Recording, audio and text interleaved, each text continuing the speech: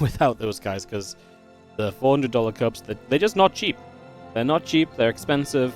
You could even argue that maybe it's not even the best format to run, because the viewership kind of takes a while to build up when you don't know who's going to play and so on, and it then happens so quickly. But I do think it's good to have a good amount of open competition, leaving it open for everyone to play, so there is that kind of aspect to it as well. As in the upper right-hand side, we're going to start things off with our red Zerg player here. This is Rogue, taking on the blue Protoss in the bottom right. We're starting on Torches, which is a pretty fun map. Because obviously, since I've come back, the 1v1s I've casted mostly been in the Maestros tournament. We casted some WardiTV Mondays, but it means that we didn't actually have this map in the map pool, so I haven't seen as much of this lately, as Harstem is in the bottom right-hand side. But yeah, I haven't seen this map a lot lately just because it's not been in the map pools, and it's sometimes the more oddly chosen one.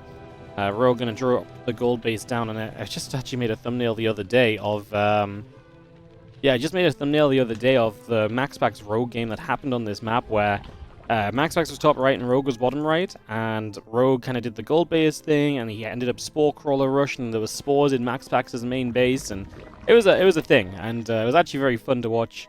It was a very good game, and there was also a game where Rogue spawned top right and MaxPax bottom right, and it ended in 2 minutes because the plan that Rogue had just got completely shut down. So what I'm saying is that this could either be insanely awesome and fun or completely disappointing.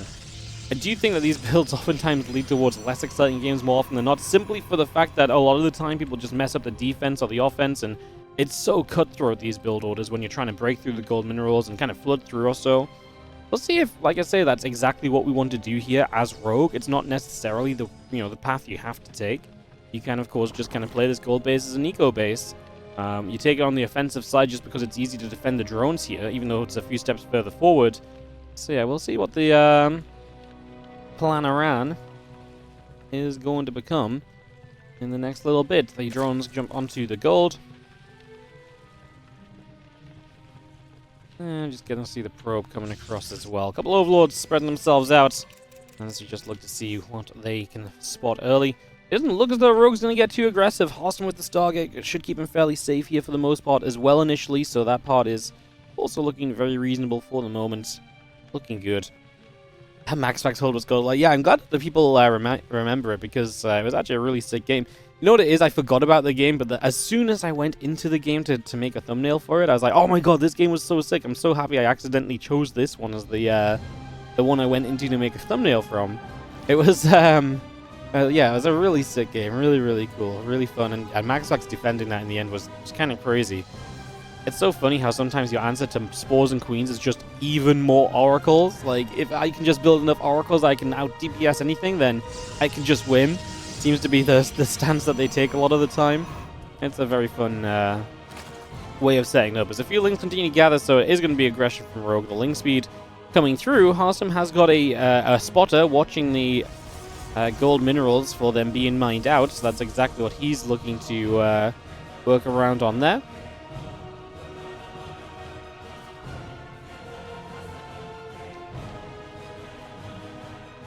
We'll see a couple queens gathering, and that ling count is growing, so it's getting close to the point where we might be able to compete a little bit. Just going to see the Zerglings on the way through. Oracle in the warp gate building from Harstem. He's very close to having a lot of good stuff to help him here. Like I say, let's see how we can do here. The Adepts are not going to be able to protect from the queens. Some of the drones that show up to mine this out already have gold minerals in their hands, though, which means they can't actually mine. What you do now, starting to make some progress through, and these lings are going to be ready to flood in a moment. Batteries are coming up as we begin to recognize the threat that exists here from Rogue. The lings are going to flood forward. The queens are stepping through as well. We are going to see this wrap around on the Adepts. Ooh, energy overcharge goes on the Oracle. The Adepts do not get committed on just yet. I think we're probably going to try and wait for the queens to help against the Oracles. We desperately need these batteries, is what it's going to truly come down to, though. We need these batteries big time, and we are starting to see them coming into play. It's a full surround on the Adepts. The Oracles will get some good damage out while the Queens are not in reach, but now the batteries are busy on the Adepts, so the Oracles have to be careful. Resonating Glaives on the way from Harstem, which eventually would be great, but we're not there just yet. Spores are stepping forward as well, as we look to get more in position to keep on helping us out here.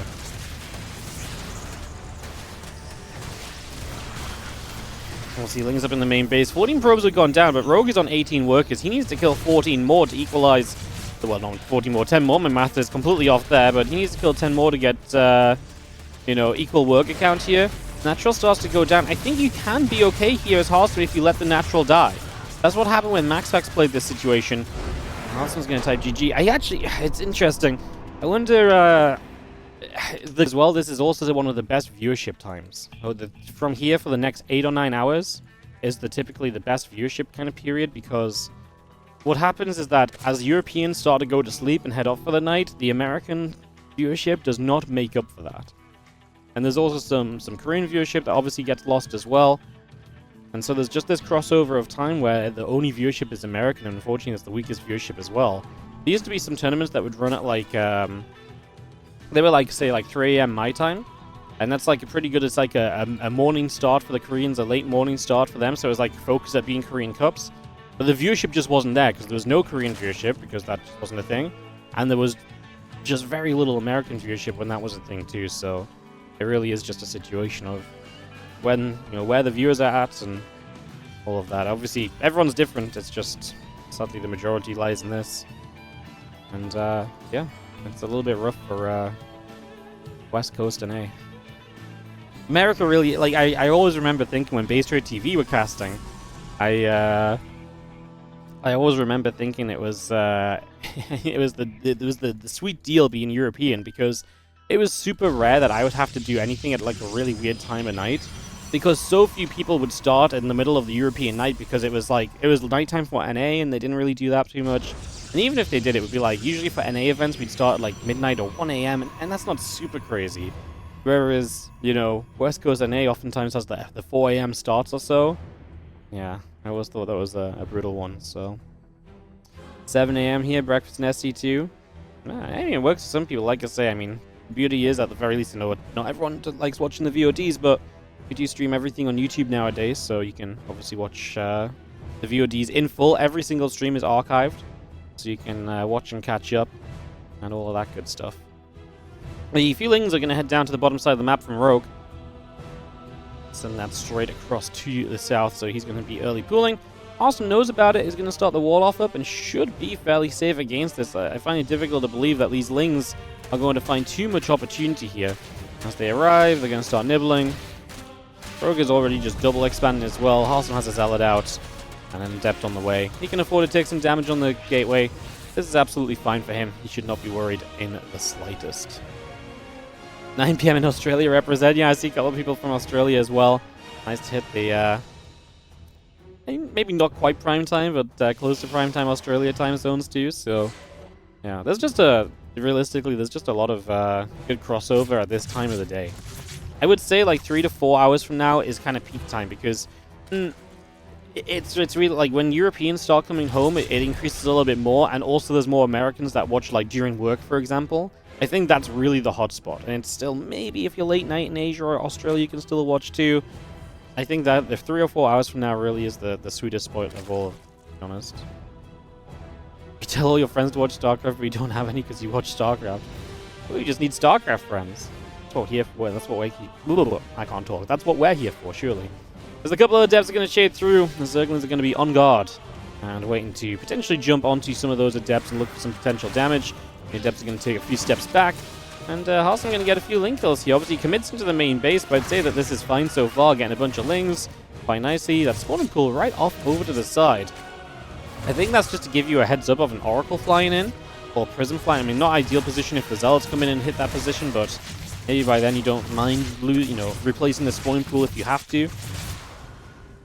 Queens of the Lings continue to come about for a little longer. Let's just have Lings, drones, spores, Ling speed, a little bit of everything on the way through for the moment.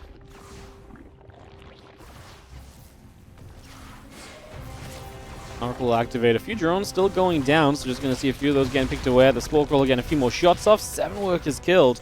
But Harstem getting some really good damage done. Me and Harstem were casting the other day, a couple weeks ago maybe now, but I was always talking about how I always feel like Solar is one of those players that just has troubles keeping workers alive early, and he was like, who else though? And I was like, the one other guy that immediately comes to mind is Rogue, and here you have Rogue losing a whole bunch of workers super early in the game. That's not going to keep him in a comfortable spot in the slightest. That's going to make his life a little bit difficult here as the Adept falls back a little bit. The few Zerglings gather back together once more. Nexus, Twilight Council, Gateways, will continue to build through as we have a little bit of a energy recharge on the oracles, and they are going to get back towards the top. So they move up top, circling around the left side. Hits and the Forge continue to come by as well. As I say, our Nexus is about to come through. Probes in the blink. Building also. And again, a couple of Queens going to be there to knock down the Oracles and to push those away. Now the upgrade will build. That's the choice from Rogue, which is not a bad choice. Melee is always a very fine style, and especially against the Blink Stalkers. It's what you want to be playing against. If this was a faster charge or anything, then you're a little bit upset as Rogue to be playing Melee.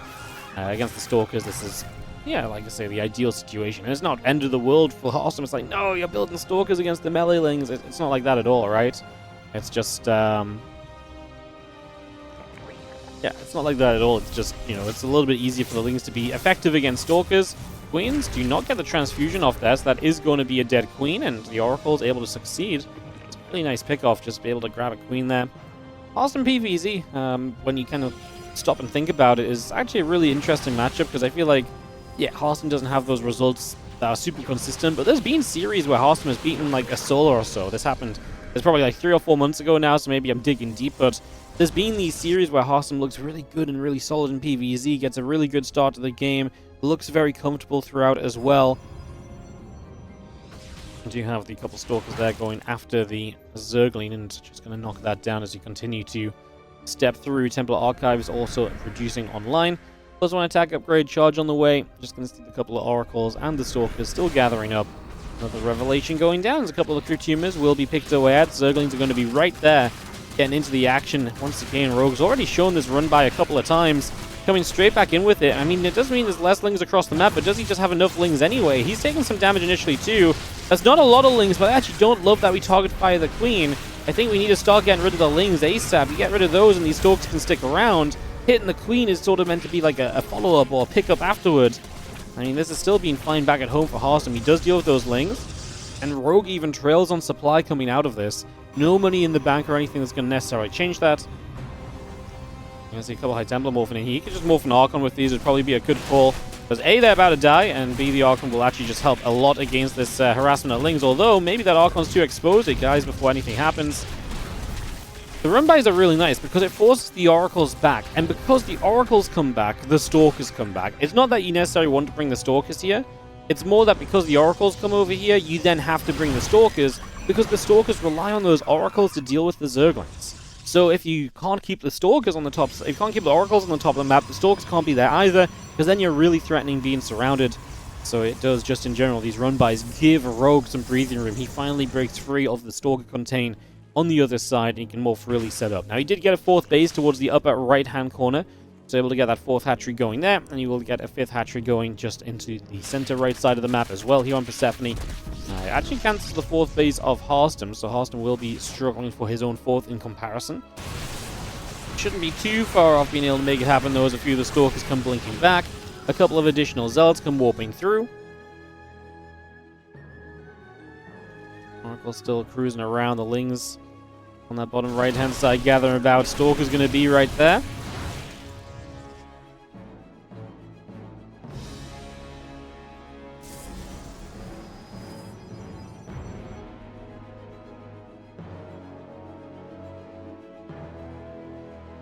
I just take the chance to move down the right again. A couple Oracles move over the side as well. Infestation Pit, Lings. A little bit of everything still coming through as the Musical Augments, Overlord Speed, +1 missiles. All building up for the moment.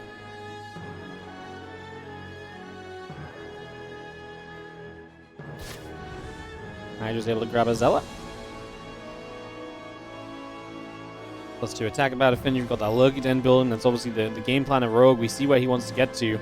Harstem is going to get his 4th base finally underway. That's going to get him to feel a lot more comfortable and confident in this game. That 4th base is going to provide a lot of longevity. And if you can hold the 4 base setup, then brilliant. Obviously, Lurkers are going to be a big problem. You can definitely expect to see the Lurkers get into a couple of nice positions. So that was a good job catching those Hydras. Now got a Storm to save our High Templar over here, though. We are going to save them for the moment. Hydra Link still coming through. We have one more Storm. We have a few Zealots still. We might have to morph the Archons on those High Templar. Going to lose 2 out of 4. Keeps the other 2 alive and doesn't get there to play defense. My concern about the Lurkers, mostly for Harstem, is that if they get into position, they can be so scary. And there's a big position out the front of the natural, between the 3rd and the 4th on that high ground. But if they sit there, you can really pin the Protoss down from any angle they want to attack from, and that becomes a really difficult position for then Harstem to break out of. So Harstem needs to try and be proactive in stopping Rogue from being able to get the lurkers in that aggressive spot in the first place, because once they are set up there, he's basically going to have to attack into lurkers. And even if you do that from 2 or 3 angles, I mean, one of the angles being the natural is going to be difficult because you've got a wall off there, so pushing out from there is difficult, obviously. But if you come in from even top left and bottom right, you're still attacking into pre-siege lurkers. You're still attacking into a position that is going to be extremely tough to break.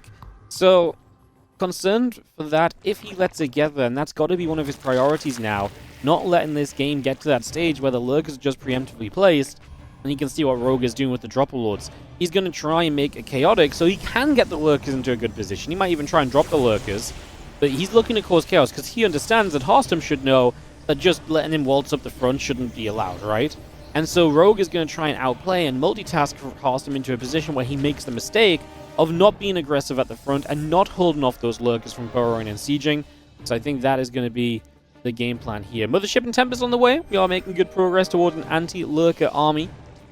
But there is a timing window where the Tempest count is just not really existent. This timing right now is really the opportunity for Rogue to get in there and start causing some chaos. And if you get enough done right now, that can really kind of carry you through the next few stages of the game as well. 20 Lings, a couple of lurkers. Lings get through there, picking off a Stalker as well.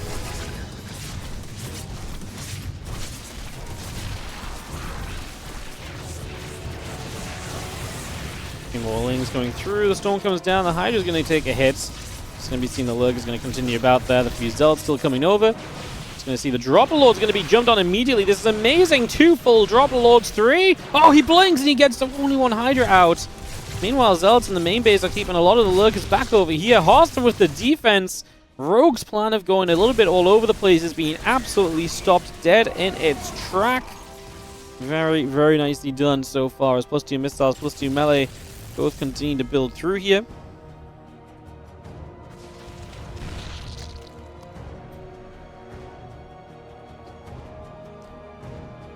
Again, +2 missiles and +2 melee both coming about. Seeing a couple Spires on the way through as well. So just going to keep that all going comfortably for the moment.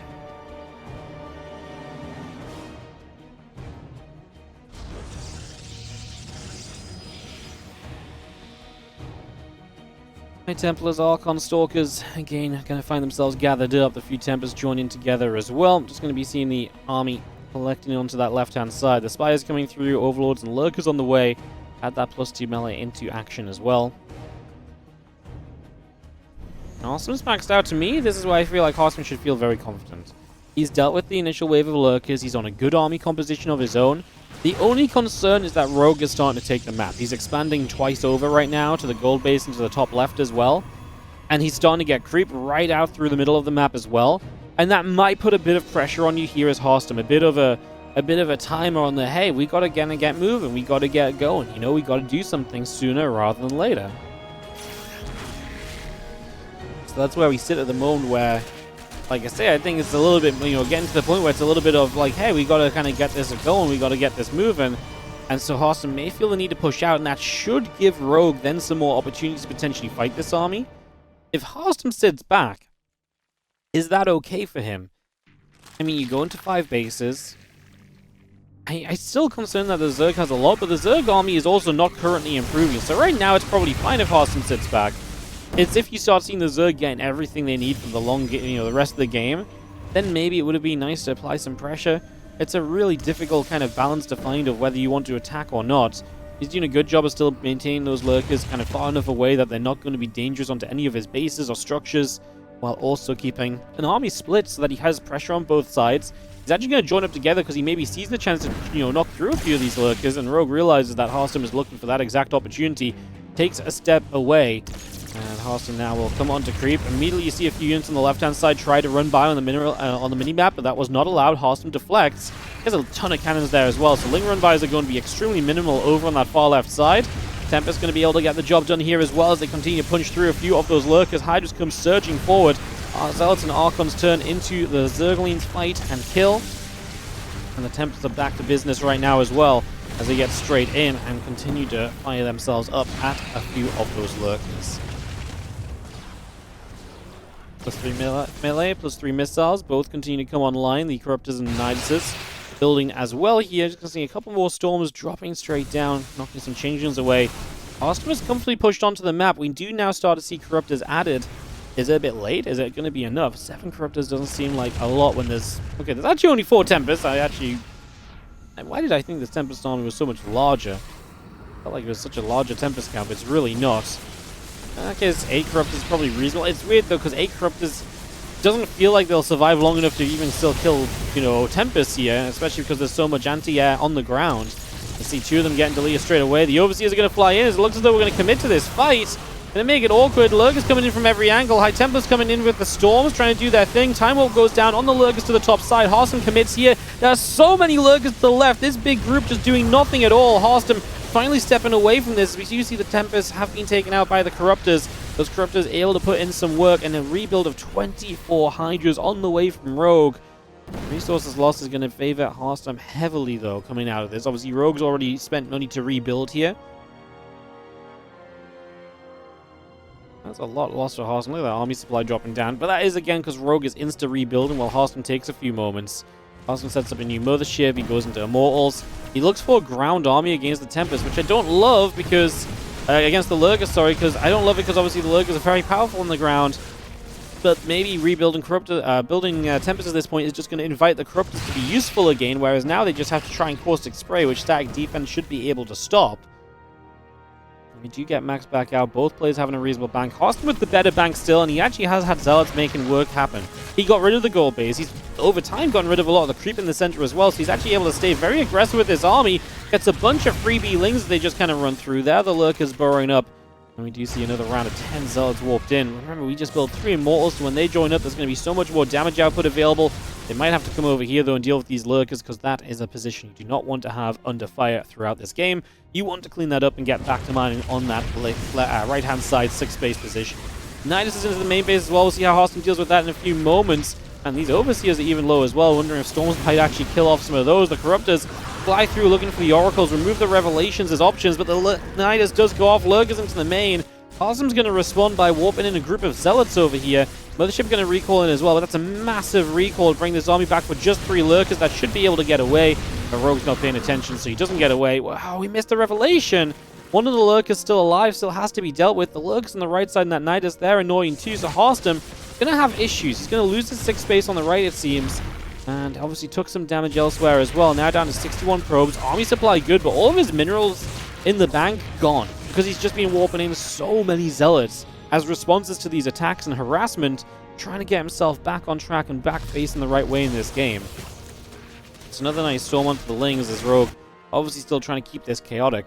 What Harstem has achieved in this game that isn't maybe like, it may not seem directly kind of influenced, but basically TLDR, Rogue is not teching any further, right? No Vipers, no Infestors, and it's because Rogue doesn't feel like he's got the money or the time to build into that later game army because of how Harstem started to attack. He took position on the map, and that's what I was saying, like, it's that fine line of, do you let the Zerg sit there and you sit back because your army's better, so you don't want to put yourself at risk attacking into the map, or do you kind of sit back and let the Zerg then actually take the chance to build everything? Harstem did this cool balancing act of, hey, I'm going to step on the map and be a threat, so you can't just get away with anything, but I'm not going to step so far forward that the engagement was always going to be on your side, and when the engagement came, he handled it very well.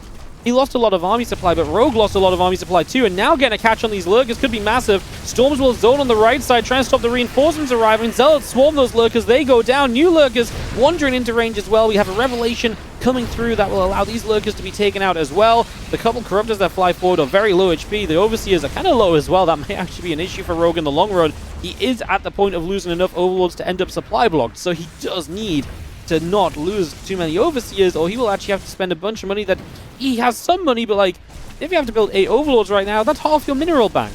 We're not so rich that we can just do whatever the heck we want right now. The one Lurker that's left there on the High Temple is terrifying, mind you. Harstem again, his biggest problem still is no 6 base that's comfortably mining. I mean, right now you're going to get away with just the 5 bases, but again, over time we want to try and make sure you have that extra access to additional income just to ensure you can see this game through to the end. Resources lost now 37k to 25k, still at 12,000 difference. Rogue has obviously been losing bases as well. It's not been simple for him. He's tried to mine the 3 o'clock gold base multiple times in this game and has been disallowed that multiple times over, so has not been able to get that going. A lot of Immortal Archon still building through. A nice little Revelation hits a bunch of the lurkers up on the high ground as well. Overseers come morphing in, the +3 flyer attack. Gonna help power us up with +2 flyer carapace as well. Just talking about upgrades, we've not mentioned them in a while, but they are still rolling through for our Zerg. Not so much for Harstem. I mean, he's already got pretty much everything he needs. Maybe another shield or an air weapon upgrade.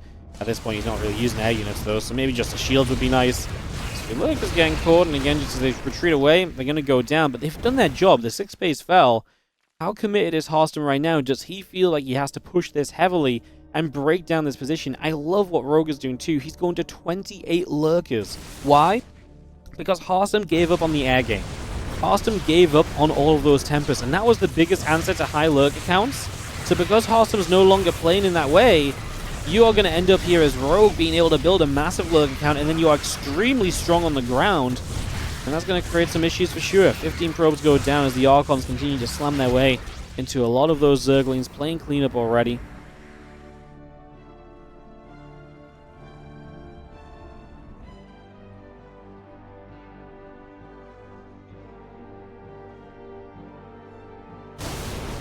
The storms coming down. Ooh, these are great storms all across those lurkers. A couple of more is going to get busy. We're going to have to recall more units into this fight. Oh, has Harstem got enough? He recalls the extra units in. I mean, it's always going to be tough to find the lurkers. I think it's not going to be enough at all. He's going to have to go back to the rebuild board. That's probably a very good fight for Rogue, no. Still about 12,000 resources lost difference. Apparently, Rogue is just mining that much more. I mean, Harstem just has a bank to spend. He needs to not lose too much retreating away right now. Again, this lurker count is just monstrous. Rogue was absolutely correct to build into the heavy lurkers. I think when Harstem, there was a moment he killed the Corruptors off. And I actually think right then, he should have started to rebuild some Tempests. Because if nothing else, it stops Rogue from playing this stupidly high lurker count. And it forces Rogue to build Corruptors, which eats into his Hydra lurker supply, which means you can't get to this sort of number either, right? So I really think that would have been a reasonable approach to take. As you see the Hydra lurker coming over to the left, Overseers overhead. Going to start diving in there. The lurkers are going to sit tight. I don't like this. There's too many lurkers, and I think Harstem's going to run out of steam because he just couldn't fight a higher lurker count. Rogue did a lot of smart things in this game. Putting Harstem under pressure in the end because he never let that 6th base get back up. And then Harstem feeling like he had to fight with